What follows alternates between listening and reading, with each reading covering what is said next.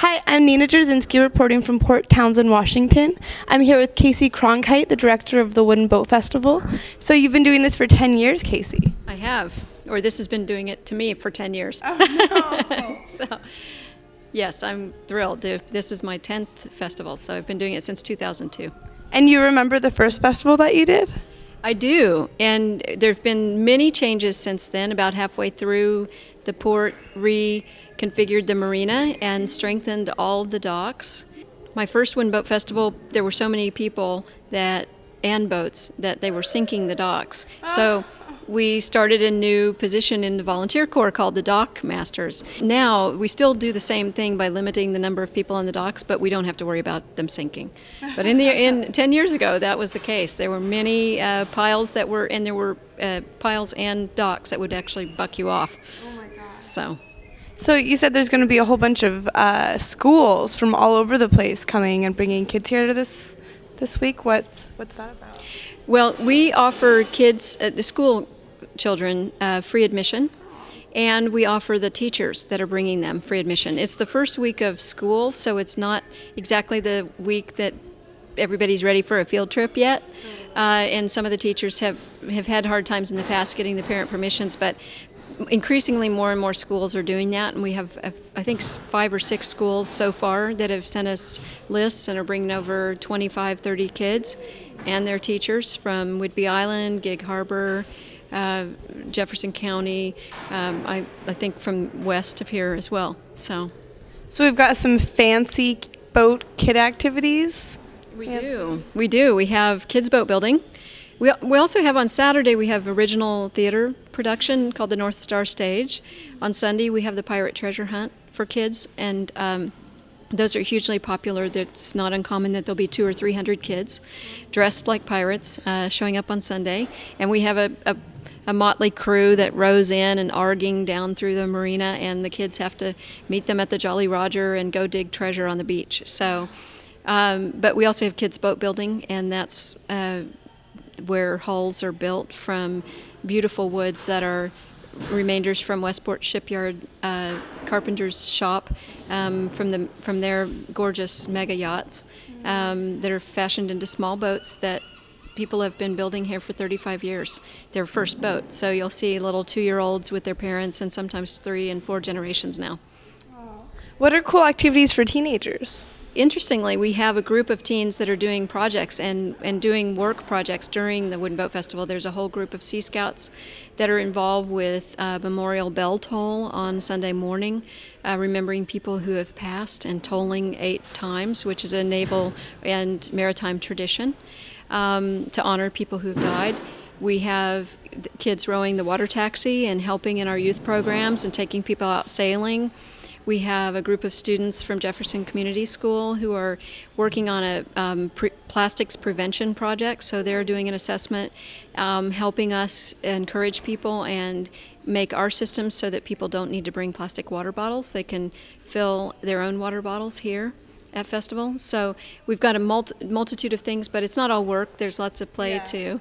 And certainly all the kids are welcome. There's music, there's all the boats that you can go on board, and that's 221 boats, I think, in the water. What kind of music are you expecting this year? We have everything from acoustic guitar with Joe Euro, the wine cellar down in Port Townsend, to the Cutters and Hoosie Mama, bands that are from around the region that do Zydeco or rock or funk or country or folk music, and usually it gets a bit more rock and roll as the day goes on. So the night dance bands this year are Delta Rays, and that come together again for Wooden Boat Festival. That's a band that's been up here for a long time, and Tim Halpin and the Better Half.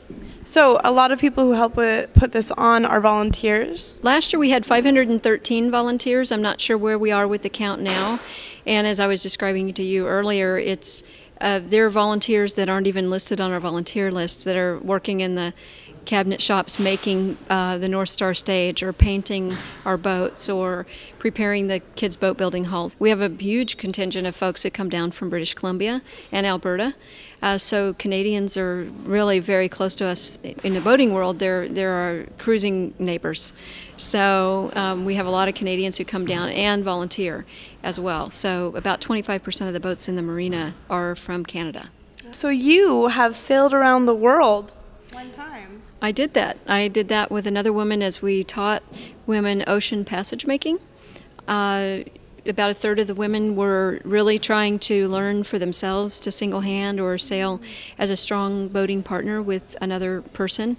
Other people were, it was sort of, to stereotype, it was his dream and something she was checking out before they sold a house and left grandkids or elder parents.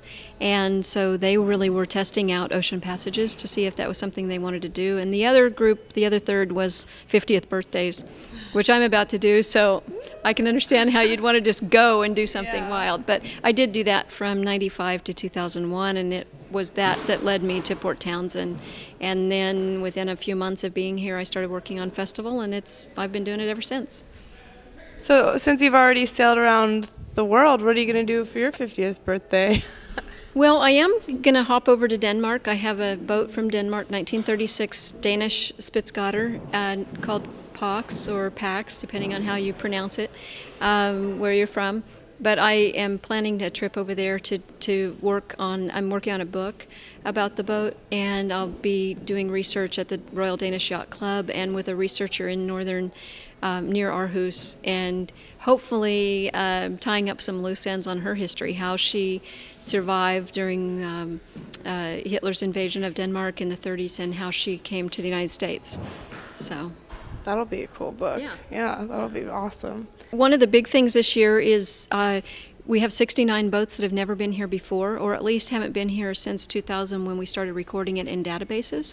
So many of those boats people would never have seen. So if you've come to Wooden Boat Festival for the last few years and felt like you'd maybe seen all the wooden boats in the region, you're just far from it. Half the boats here, it's their first time. And we have a few evening events with Lynn and Larry Pardee, who are legends, literally legends in the sailing world, and the movie Charlotte, a documentary by Hollywood producer who did The Kids Are All Right last year. So he's done a documentary about a boatyard in the building of a wooden schooner on Martha's Vineyard, and that'll show here Thursday night. So all the information, the schedule's at woodenboat.org. And tickets for the festival are there as well. And all of those go to help youth programs here year-round. Thank you for watching. I'm Nina Jurczynski with Kaci Cronkhite here at the Maritime Center. I'll see you guys at the Wooden Boat Festival.